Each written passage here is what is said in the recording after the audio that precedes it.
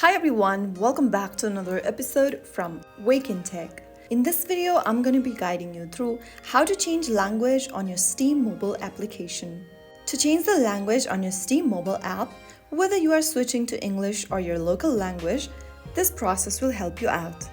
First of all, open up the Steam application on your Android or iPhone, depending upon your device's type, and then make sure that you're logged into your account. After you are logged in, go to the bottom right corner and tap on the horizontal button. This will open up the menu. From here, scroll down and tap on Settings.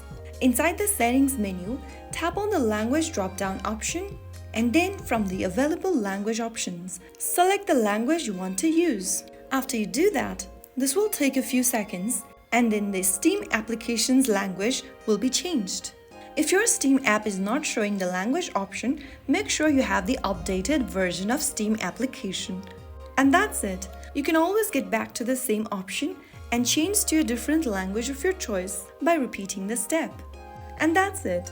You have successfully changed the language on your Steam mobile app. If this video helped you out, drop a like and subscribe for more simple tutorials.